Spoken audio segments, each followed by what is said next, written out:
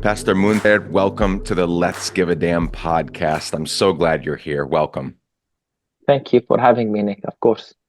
This has been a few months in the making. I've been following your work for a long time, especially tragically more this last year. But yeah, we were supposed to do this when you were here in New York, speaking at the Riverside Church, which was just an incredibly impactful evening. And we ran out of time. You were obviously so busy running all over the city. But I'm so glad that here months later, we are doing this. Another note that people won't know and may not care about is we were supposed to record this last week on Election Day, or rather, yeah, it was Election Day. And so, which is obviously just a ridiculously incredible time here in the US, as you know. And there's so many implications, and we'll get to that later in the conversation about the election here in the United States and what that means for your homeland and your people. And so we'll get to that in a minute. But yeah, there's just so much going on. I'm so glad that you've carved out at the beginning of my workday, at the end of your workday, some time for us to chat. I guess my first question is, before we get into all the big stuff, how are you doing today? Like, I have so many Palestinian friends, some that have been evacuated, many who are still there. I'm currently raising money for several different Palestinian families and groups. And we talk every day on Instagram and we're back and forth.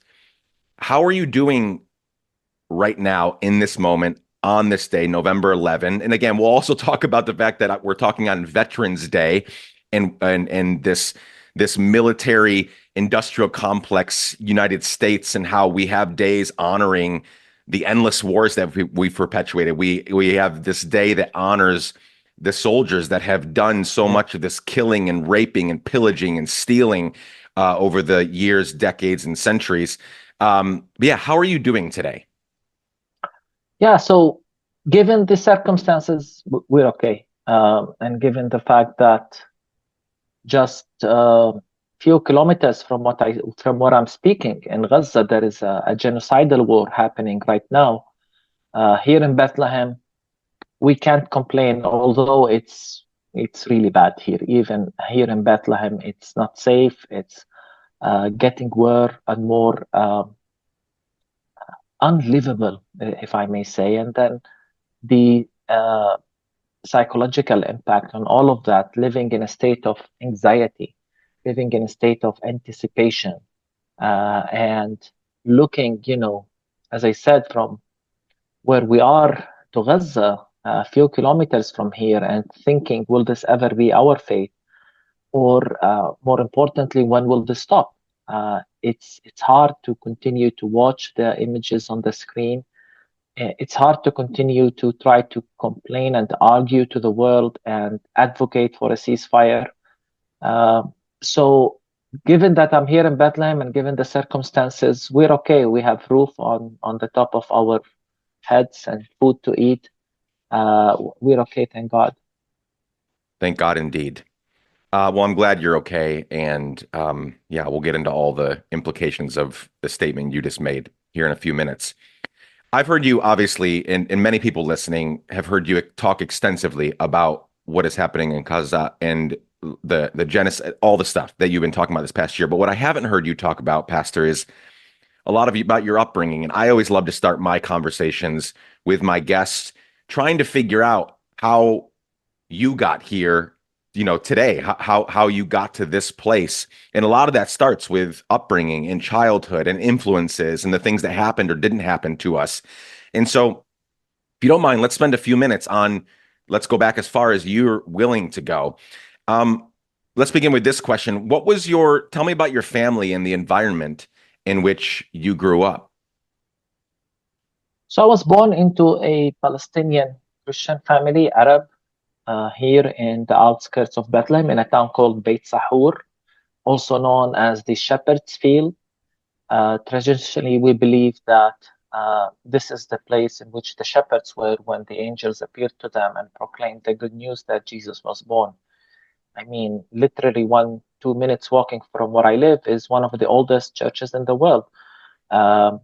or oldest monasteries here in the Shepherd's Field. We only have the ground of it in caves out here in Beit Sahour, and then of course we're 5 minutes from Bethlehem. My family is traditionally Orthodox, Greek Orthodox. From an early age, I began attending an evangelical church. So I grew up pretty much most of my childhood, teenage, and then adulthood life in an evangelical tradition, firmly believing, not just the Bible, but the importance of a personal relationship with God, and always sharing your faith and so on, the evangelical kind of upbringing. And at the same time, I grew up as a child. I remember very well the first Palestinian uprising, Intifada, the second one as a university student. So my whole personality, if you wish, is shaped by all of these. First, the political events, the reality of military occupation defining everything in our lives, checkpoints and walls, and even an early stage demonstrations in the streets all define your life in a way.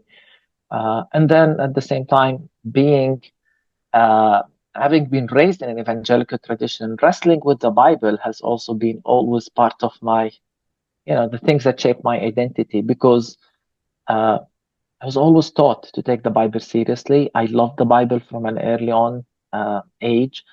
I was one of those who would have a diary with which 4 chapters to read a day, so that you finish the Bible cover to cover from January to December. I think I can't remember whether 13 or 14 when I did this the first time, and I would do it every year. So I grew up memorizing, knowing the Bible. So with everything happening in our land, wrestling with the Bible has always been part of my upbringing. What does it say about violence, about the enemy, but more importantly, does it say that the land belongs to our occupiers? That's a question.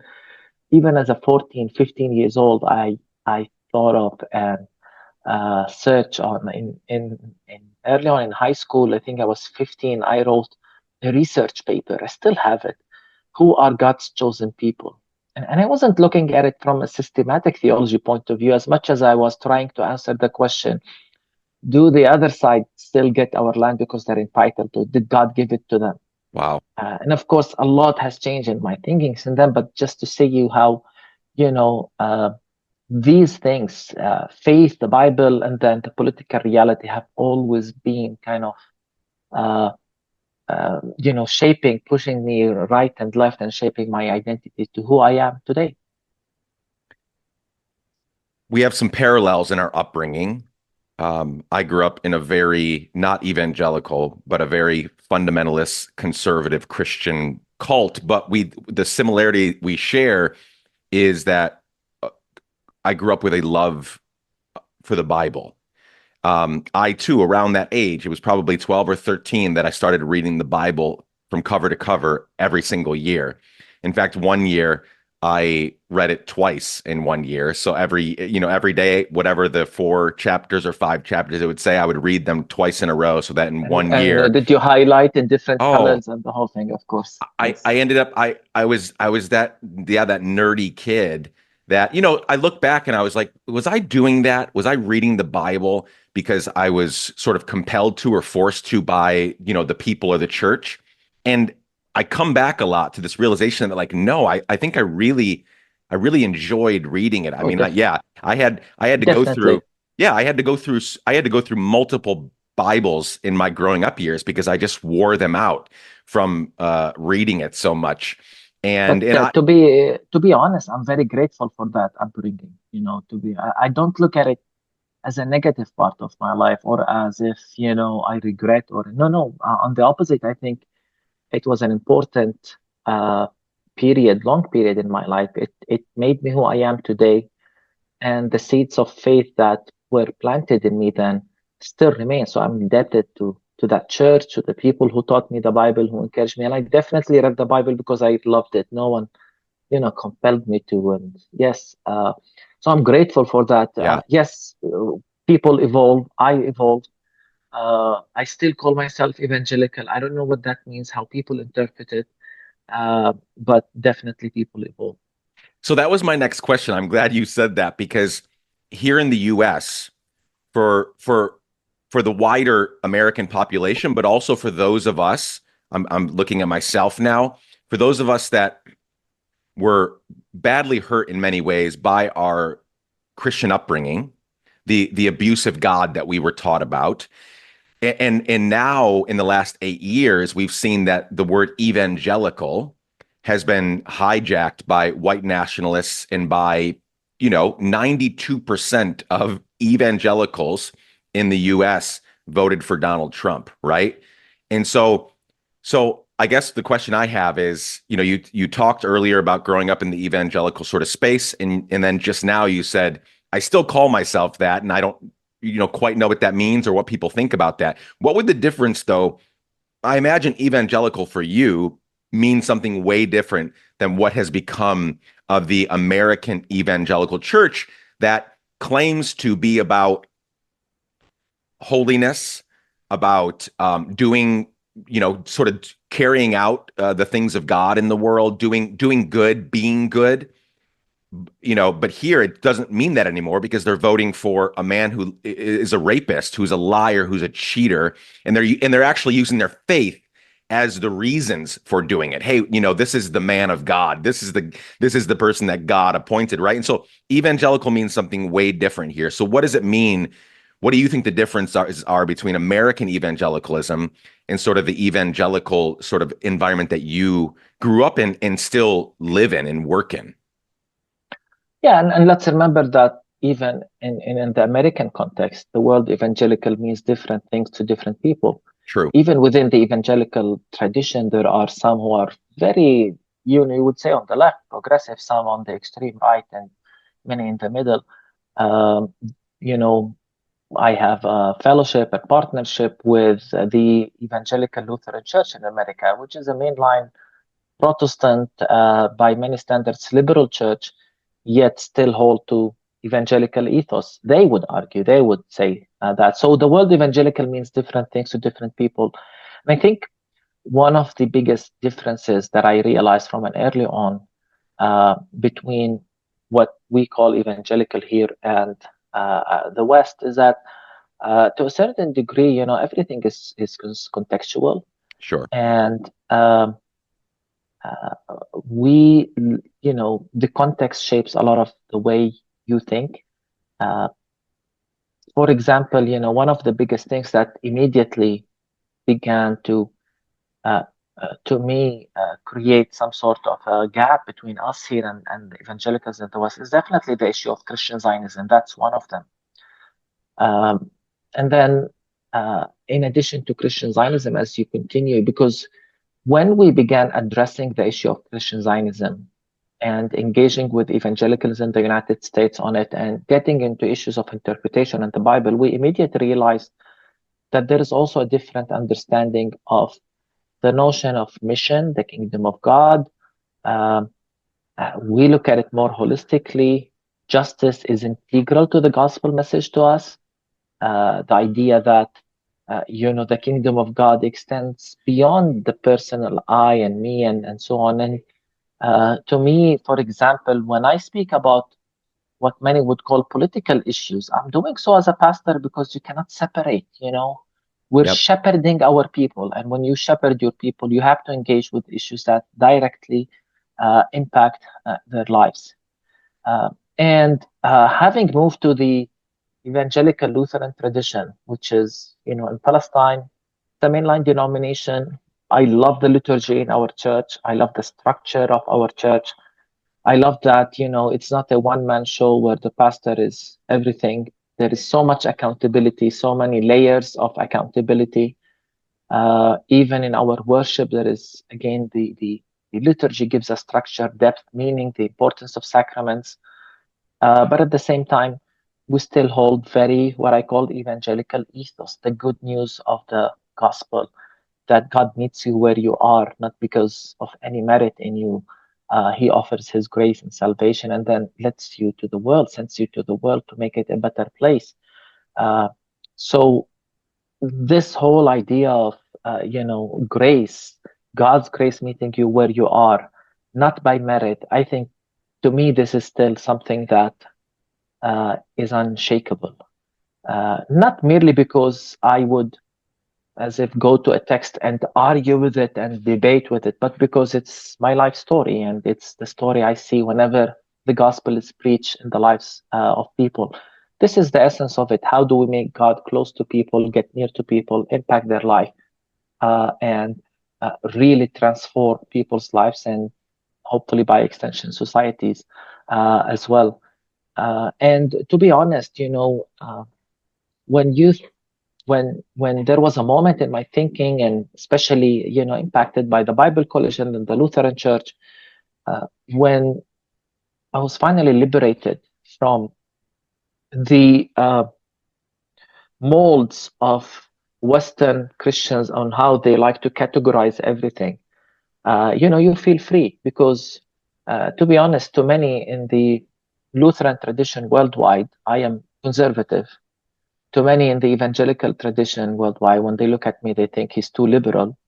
And I say, live with it, to both sides. This is who we are. We're not defined by the social battles of the West. We don't have them. And at the same time, as I said, when we talk politics or so on, and these are issues that are very natural to us. So don't try to put us in the Western categories of where you belong. And honestly, the West loves to do this. They love to, as if there is a checklist on whether you are with us or not with us. And I can tell you, incredibly funny and silly stories just to articulate this. I remember as a teenager, when I was still part of the evangelical tradition, when a pastor from the West kept arguing with me, which Bible version do you use, King James or NIV? And it's like, we use the Arabic version. No. You have to tell us which one you use in English. We use the Arabic version. I mean, come on. So you see, the idea is they expect everyone to behave in a certain way based on their own thinking, not realizing that their thinking is too contextual to begin with. That's another topic. But yeah. So bottom line, Nick, don't try to put me in a box. Don't try to find, checklist. Where does Munther fit? Is he with this tradition or that? We are different contexts, different ways, and I'm happy to have a conversation over theology at any time. But to me, what matters most, how can we bring the gospel into people's life in a more real way? I love that. I would love to have more conversation about that another time. This is certainly not the place. We've got other things to talk about. I will just mention that, a lot of the reasons that you said that you love existing in the sort of Lutheran space are the reasons that, like, I'm Anglican, and I spend lots of times in the Anglo-Catholic and Episcopalian churches where I go to mass and where I, sort of spend time. And what I love is a lot of the things you mentioned. It's not pastor-centric. It's not a 45-minute sermon. It's very communal. It's very involved. The whole community is involved. But also that there are a few things that we're about, right? There's a few things that we are about, but there's so much that is left up to, we don't need to tell people who to be or how to think, or, to the silly story you told, what Bible translation to read. Like, that is just nonsense to be fighting about, but that is truly where I grew up as well. It was until I was 18, I couldn't even look at another Bible besides the King James version, because God forbid, like, this is the inerrant word of God. So yeah, we have a lot of similarities there as well. One more question about your upbringing, or sort of your journey here before we get into other stuff. How did you become? Because I maybe I've heard you talk about this. I don't recall. How did you become a pastor? Because you didn't start out wanting to be a pastor. I think you went to school for civil engineering, which I assume was related to some sort of career field that you wanted to be in. And now you've been a pastor for quite some time. So how did that transition happen? Obviously, you're well suited for the pastorate and for being in the career that you're in. But how did that change happen? When did that change happen? Yeah, well, my passion has always been either theology or music. No one, encouraged me to do so. They said, you have a bright career in front of you. Your high school grades enable you to study engineering, so go for it. So I ended up studying engineering, honestly, to please my parents. Because I was able to, because this is, a good career, and everyone, if you have a good grade and you can enter the engineering school, by all means, you should. I realized early on that, I don't believe to construction sites. However, I finished and I got the degree. And throughout the 5 years of engineering, studying in a very influential university in Palestine, that's where most leaders go, and it's in Ramallah. It's a Beit Sahour University near Ramallah, the political hub of Palestine, if you wish. Um, and numerous discussions on religion, on theology, on politics, on life. So, it was an important part of my life journey, and I was heavily involved with students ministry, leading Bible studies, Christian conferences, traveling to Christian conferences. My friends used to joke that I am a part-time student and full-time, conferences and music and music band in the university I was in. So when I finished, I just followed my calling, my passion. I felt strongly called to study. And while in university, I sent two seminaries. Westminster Seminary accepted me in Philadelphia, a conservative Presbyterian seminary. So I just went there, honestly, not knowing what I want to do with my life. I was just ready to be independent and to follow the things that I have passion for. And I strongly felt called to study theology. And I strongly felt that this is how I can help my people. Especially when I went there, it was at the midst of the second Intifada. And while in seminary, the Bible College recruited me to come and teach in Bethlehem when I finished. So spent 3 years in Philadelphia, finished my degree, and came back to Bethlehem and began teaching at the Bethlehem Bible College. While teaching, I got my PhD and began my advocacy work through Christ at the Checkpoint.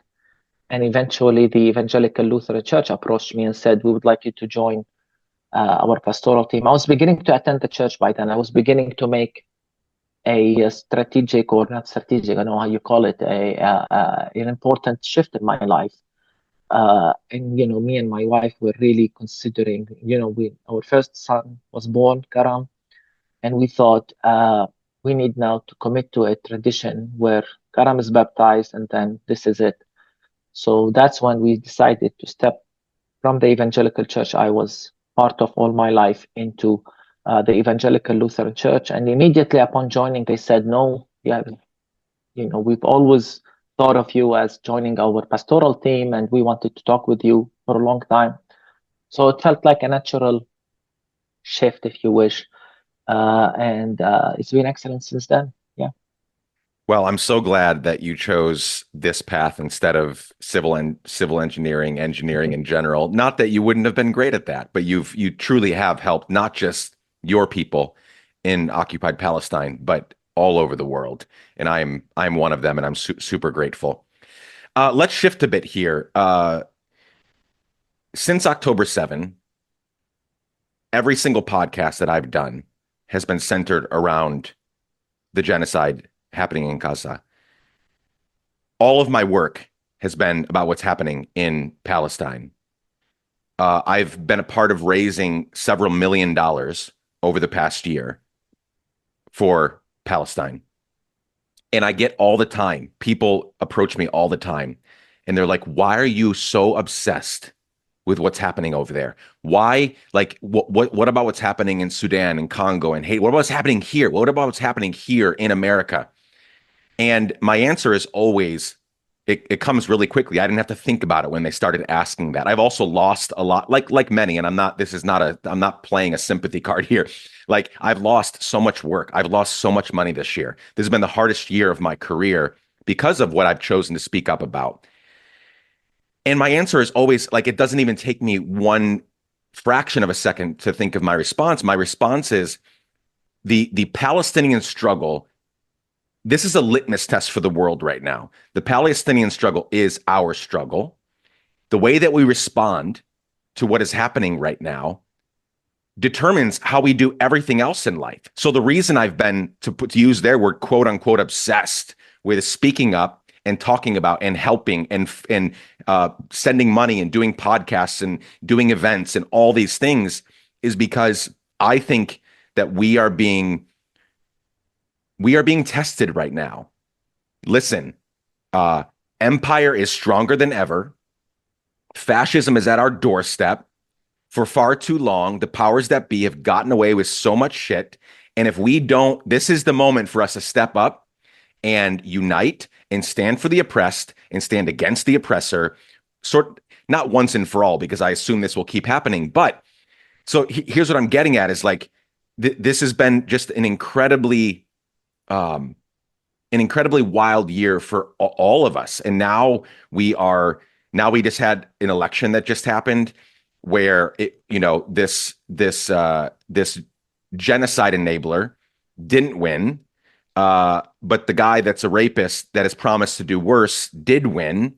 And there's so much going on right now, but I feel like we have to, we're talking about collective liberation right now. If we can't stand up for Palestine, then we can't then what are we doing in this work at all? Okay. So a year ago, not quite a year ago, you gave this Christ under the rubble sermon at Christmas time at your church. That sermon, I don't know what you expected to happen from that sermon, but it went all over the world. It went everywhere. It was even brought up at the ICJ. It was used in the ICJ. Tens of millions, maybe hundreds of millions of people have listened to that sermon, and you have helped them process through what is going on and how the Palestinian struggle is all of our struggle. What I'd love for you to do right now, because a lot of times when a guest has something to talk about, like a book or a film or whatever, we keep that till the last section. I want to do that right here because it has been so much of your work this past year, and you do have a book coming out in a few months. I would love for you to talk about, in June of 2020, you wrote a book called The Other Side of a Wall, an incredible book that, again, has helped so many. And then in a few months, you have a new book coming out, Christ in the Rubble, Faith, the Bible, and the Genocide in Gaza. Talk about that book and also just talk about it alongside this past year for you. I don't want to talk about this past year, what it's been like for me and the work that I've done and sort of what we've been doing over here in the States. I don't want to talk about that. I want to talk about what it's like for you to be, as you pointed out in the introduction, you are a few kilometers away from just utter ethnic cleansing, destruction, just pure evil, like in its most visible form. So talk about the book, what has happened since you delivered that sermon on Christmas Eve last year, and sort of what the last year has been like for you. Yeah. So the book is actually about the last year. The book looks at, I look back at how I got into this position, which I find myself surprisingly speaking in major news outlets, videos going viral, as you mentioned, beginning from the Christmas cliche, Christ in the Rubble. And, maybe even before we talk about this book, because many people only know me because of the Christ in the Rubble. Many people were introduced to my work because of Christ in the Rubble. And I understand that. And I feel that all the years prior to that were as if God was preparing me maybe for all of this now. Given that I spent years advocating, writing, traveling the world, talking about Palestine, God knows how many conversations I've had over the years with church leaders, with theologians in seminaries, in churches, in parliaments, in the Congress, even before the war.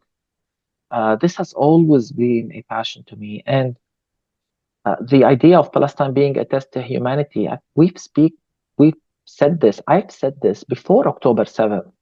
And I remember very well even South African theologians, Ilan Bosak and others saying this. This is a test to humanity now. Palestine is the gauge, as if.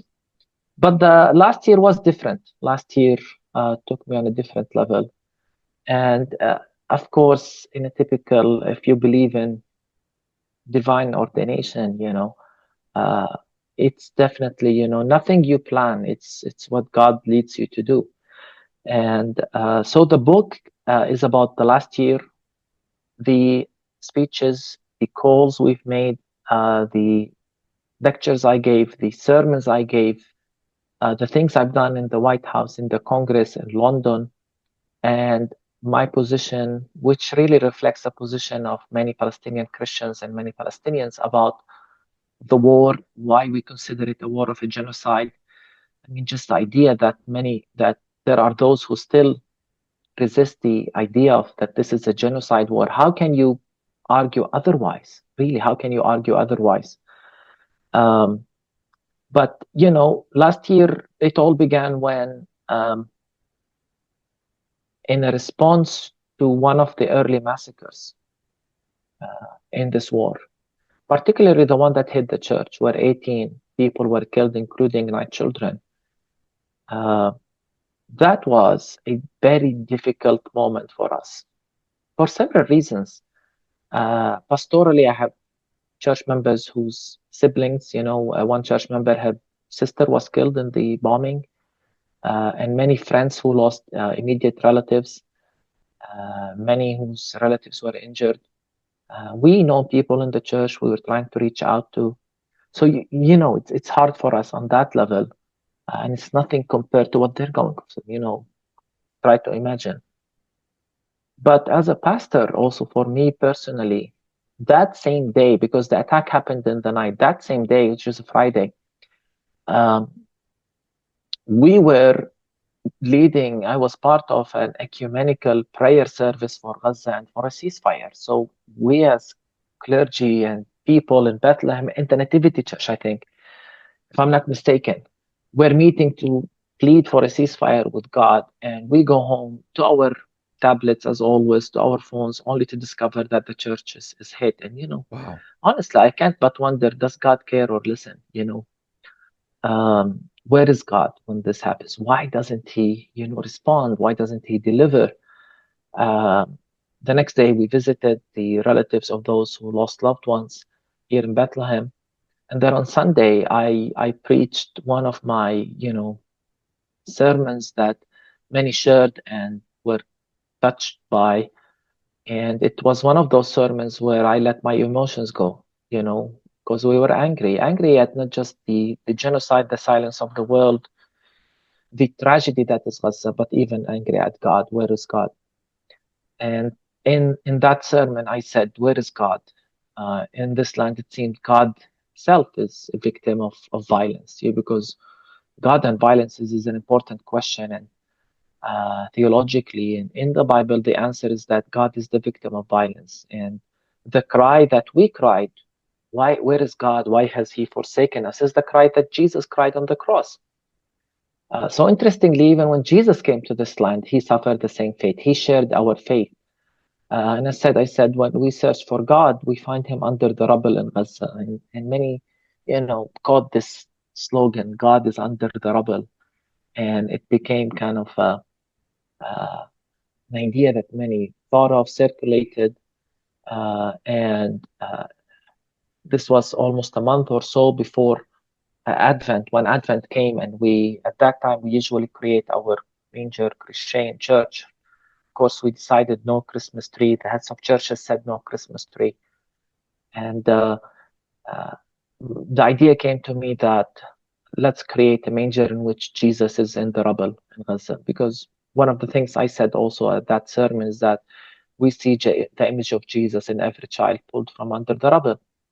So let's create something like that. And honestly, the beginning of all of this was a pastoral move. It wasn't as if I was trying to make something that speaks to the world, something controversial. It wasn't as if, how do we reach out to the Western world? No, honestly, it was, how do we respond in Bethlehem, the city of Christmas, the capital of Christmas? How do we send a message to Palestinians, to our congregants, about the solidarity of God with us?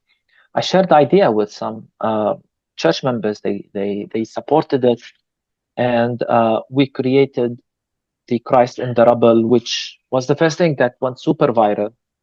I was, to be honest, immensely surprised, overwhelmed. I really can't. When I think of the impact of that image, which went all over the world, I was overwhelmed with interview requests. All I did is put it on my Facebook. Back then, I wasn't active on Instagram or Twitter or any of that. It was just Facebook. So I shared it on Facebook, and it went, as I said, super viral. Next day, the next week, every day, I would do 7 to 8 interviews. Wow. I canceled all my appointments and just sat in my office and in church, entertaining one TV station after the other, one media outlet after the other. And it all culminated with many friends around the world saying, you need to send us a Christmas message from Bethlehem. That's when I sent the sermon. And that was a sermon I preach in English. I don't usually preach in English. I hope people understand that. But we did a special Christmas prayer service for Gaza. We called it Christ in the Rubble. And the message was a message from Bethlehem. The idea was a message from Bethlehem to the world. I'm grateful many of our friends, Red Letter Christians, Churches for Middle East Peace, and many others shared and helped. Kairos, Palestine, of course, the Bible College, Christ at the Checkpoint, our church. We all shared it on the same time at the social media. And as you said, again, I never expected that I would preach a sermon in Bethlehem and it would get tens, if not more, of millions of views. If I can, be very honest and transparent, I still don't know what to think of it because it's conflicting. At the one level, I'm grateful. I understand the power of pulpit when we preach with conviction and without compromise and not with diplomacy. At the same time, I'm, troubled that we accomplished nothing. And more than a year after the war started, almost 13 months after I preached that sermon. So we're still, 11 months, we're still pleading with the world that this war stops. And so what did I accomplish? Honestly, that's why I say I feel conflicted, because this was meant to be a call to the world. And what good does it do that many listened to it and sent supporting messages or began doing advocacy? And certainly this was maybe the biggest impact of that sermon, is that it caused many to say, okay, we're not going to be silent again. And many began their advocacy afterwards. But then something in me, or part of me feels I failed. Part of me feels grateful. Part of me even feels sometimes guilt. Is it drawing too much attention to a pastor in Bethlehem when the attention should be in Gaza? And at the time, actually, when I was, remember, really overwhelmed with many requests for media, that I began a bit angry when I talked to them. I say, why are you here? Why do you want to talk to me? You go cover the news. And they say, we can't go to Gaza. You have a compelling news. That's why we're here. But at the same time, I felt that I was put on a trail, and it's taking me to places that I would never, ever expect to find myself in. And I have heard from people that in my wildest dream I wouldn't think I would hear from. And I am humbled whenever I meet with church leaders all over the globe who tell me, we look for you for guidance. We listen to your sermons. We read what you say. We read what you share on social media. I'm humbled, and I feel as if it's a responsibility. But at the same time, maybe if there is something I can feel some pride in, or as if not pride, I don't know how, if something that I can, that gives me satisfaction. If there's something that gives me satisfaction, is the impact it had locally and in the Arab world. And to be honest, even in the Muslim world, how many people stop me in the streets to thank me. The incredible amount of messages, I can't put them in numbers, I receive on my social media of people saying, you are the one faith leader, not just one pastor, you are the one faith leader we listen to. How many people told me, you saved our faith. We stopped going to church, but we only come to church to listen to you. Or we only turn to your sermons, and so on. I've heard it so many people, and the idea that I was also given a platform in the Arabic world. I speak a lot in Arabic media outlets, podcasts. The idea of a theology of justice and liberation, and the idea that there is this pastor who's very politically engaged yet is not political somehow. You know what I mean? Yep. He's not part of a political party, or he's not calling for a certain political dialogue, but he's very engaged on defending the human rights of Palestinians, and uses Christian language, biblical language, faith language. Uh, I certainly, we created a lot of controversy in the Arabic Christian world, because some think I'm too political, and some have written against me. This pastor shouldn't do this, and it's been wild, to be honest. And I feel that uh, I really feel led, and I know that this is the evangelical part in me, Nick, that I still feel God is heavily involved in my life, and I'm grateful. And at the same time, I feel not just overwhelmed, but I feel the weight of the responsibility to carry on with faithfulness. Hopefully, this movement will make a difference in the church and in the world as well, where we're more concerned about 17,000 children massacred in one place, where we don't have to respond to the news or to the idea that children are killed in Gaza. But what about an event on October 7th? Or why aren't you talking about South Sudan, which is tragic, and we should talk about it? But you know what I mean, where we don't have to always argue as if it's okay that these 17,000 children are killed in Gaza. I hope we don't have to get to a day where it's just another news, and the church should be okay. Especially, and this is the thing, that this is a war. Here is something distinct about the war in Gaza that is defended by the Bible. I mean, people use the Bible to defend it and justify it, Christians and Jews. Yep. So we can't be okay with this. We definitely cannot be okay with this. And so we have to continue to speak about it. And hopefully my work has made some difference. If not to stop the war, at least to awaken the conscience of the church and others in the world.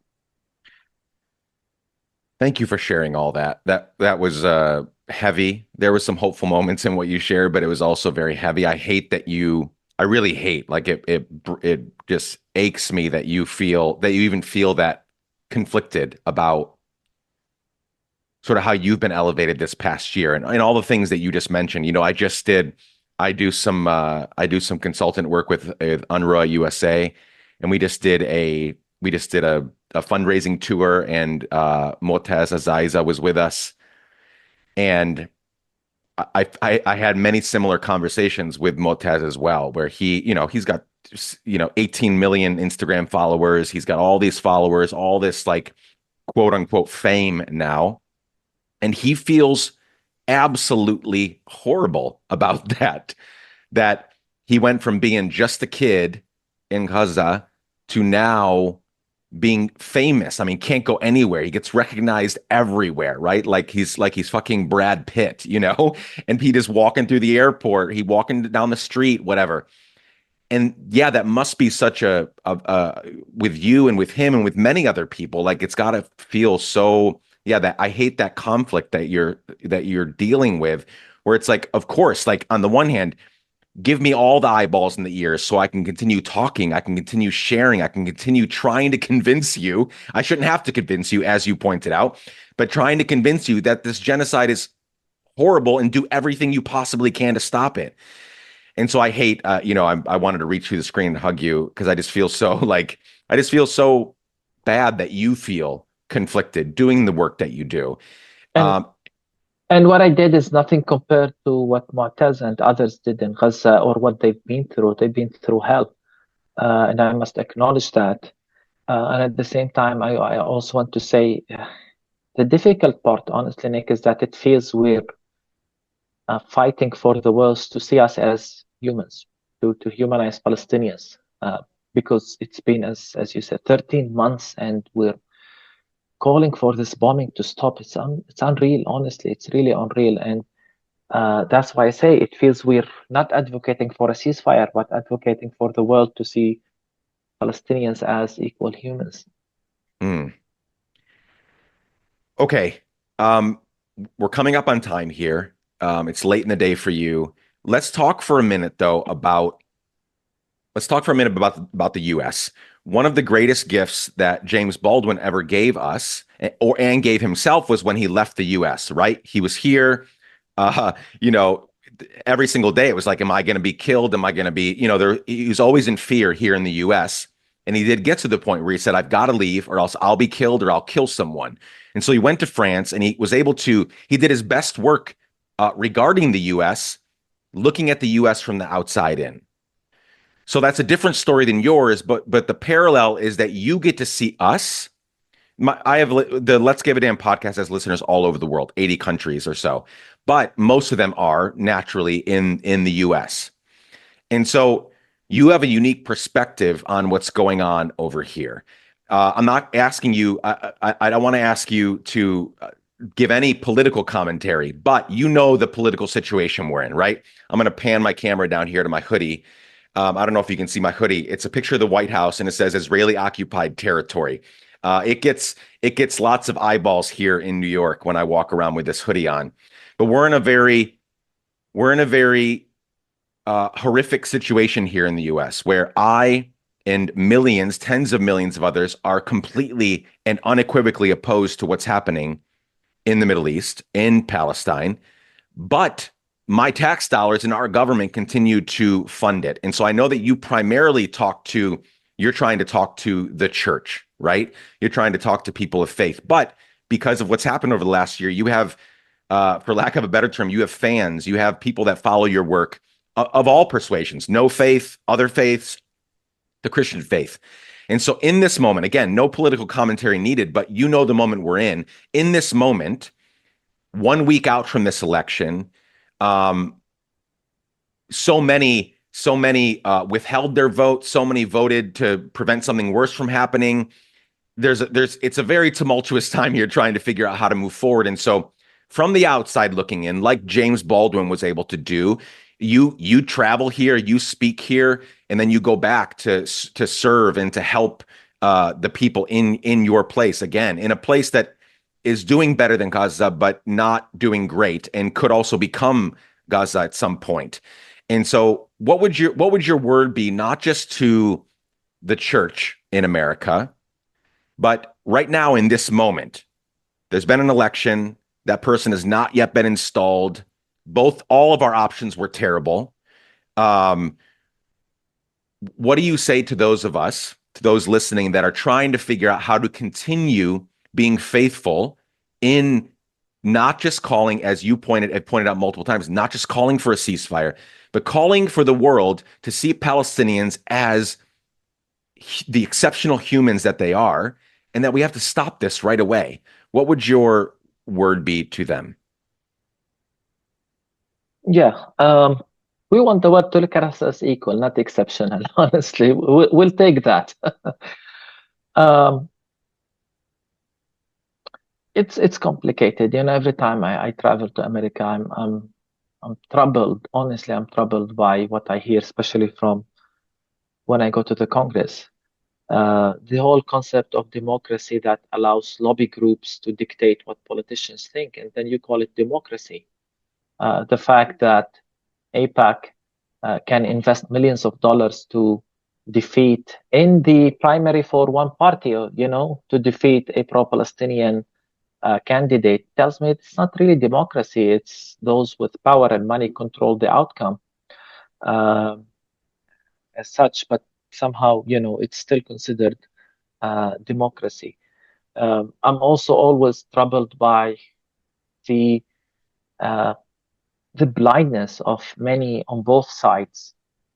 I wouldn't call them to their blind spots, because they're not blind spots. They're in your face. You choose to ignore them on both sides, and highlighting one ethical issue and turning a blind eye to 9, and behind that is usually looking at the world within a bipartisan way, political way, And so when you look at how Christians are divided in the United States, they're divided across bipartisan ways. So there are some who were either, think 100%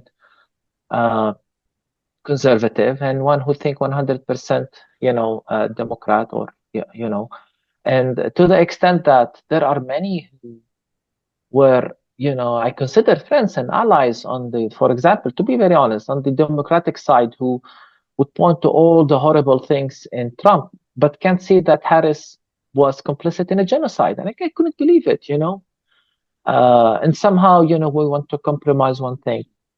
So what would I say to all of this mess? I think the main message is that people of faith in the United States, especially those within the prophetic tradition, have to realize that salvation is not found in a corrupt political system, and that if the United States, or the world for that matter, has any hope, it can't be by whoever we elect, as if we elect this person, we have hope, or if we elect this party, we have hope. Because change has to come from bottom up. And this takes time. This takes a lot of awareness raising. This takes a lot of courage and self-reflection and repentance and the realization and confession of all the mess that your tax money has caused all over the world. That's something I talk about in my coming book, the United States' role in all of this, and when people on the ground change, this is when real impact change. It's the end of the liturgical year. Let's talk about why we love this. We think of the end days and times. And many like to think of it as this one big bang event, think of the movies people make about the end of the world, right? And we forget that Jesus taught us that the kingdom of God, change happens. The kingdom of God is like a small seed that you plant. And this is where the energy of the people of faith and the energy of the church should be focused on. The small acts of good, the small initiatives, raising awareness, helping people. And then this is how gradually, when we do this faithfully, without thinking of our fame, and with being willing to pay the price, blessed are those who are persecuted for righteousness' sake. And all of a sudden, we will be surprised that, look, it's a tree and people come under its cover. I hope, this is the lesson learned, because so much energy is put by people of faith on both sides to elect one candidate over the other, given the impression that salvation lies within that person, not realizing not just the deficiencies in the character of the candidates, but also the deficiency in the system of self, how corrupt the system is internally, and how complicit this system has been in so much of the tragedies of the world today, how much the United States empire, how much damage it has done and continues to do all over the world.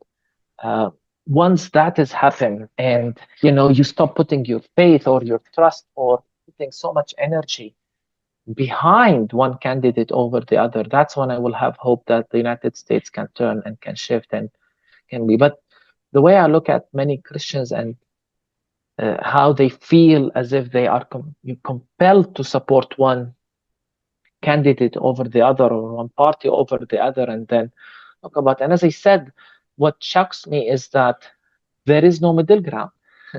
It's as if you're this or that. It's as if you're pro-Trump or pro, what the Democrats are arguing for. And it tells me that, you're not thinking freely. You're not thinking biblically about things. And definitely, you're not aligned with the agenda of the kingdom of God and the not just the agenda of the kingdom of God, but also with the means how the kingdom of God is supposed to make an impact in our world. Uh, you know, we in Palestine are small in number, the Christians. We're part of the Palestinian people, of course, so we don't really see ourselves as a minority. But as Christians, we're small in numbers. And sometimes when we think of our impact and talk about these issues, we always mention the numbers. And the late Latin Patriarchate in Jerusalem, Patriarch Michel Sabah, for those who know Palestinian theology, know that this is our godfather. This is the most respected, if I can say that, Christian in Palestine. This is the person we look up to. He's now in his 90s, and we still look up to him for Wow. guidance. And he always tells us in his slow and frail voice, Jesus didn't say, if you have numbers and money, you can move mountains. Jesus said, if you have little faith, you must have little faith. This is how we align with the kingdom of God, when we remember that it's through faith, through the small mustard seeds that we plant, and then without anybody knowing, they grow and they make an impact, and not through one political party over the other. And that's why when I was in Riverside and in my tour in the United States in August, I said I have more faith in the grassroots movements that I've seen being created among people of faith, Jews, Muslims, Christians, and many in the church, definitely, but also back then the university thing was big. I have more hope in that than I have in whoever is elected in November, because that's where real change happens. That is a really, really, really good word. Thank you so much for sharing it. I'm going to be going over that over and over again, and lots of great stuff there. So March of 2025, the new book, Christ in the Rubble, Faith, the Bible, and the Genocide in Gaza. We'll have the link in the show notes for those listening that want to And pre-order. hopefully earlier. It's available for pre-order, but hopefully earlier than March. We'll see. Oh, amazing. Okay. So Yeah. it's always important to obviously support our authors and our artists and all that. And pre-orders are a huge thing for Definitely. authors and their publishing houses and all that. So friends, let's give it dammers. We are going to pre-order and help boost those numbers. And it's going to be an incredible book when it comes out. Pastor, thank you so much. I know you are incredibly busy. You have so much going on, and you gave us an hour, and I'm just really, really grateful for you. We are here to support all that you're doing. Thank you, thank you, thank you. Thank you. Thank you.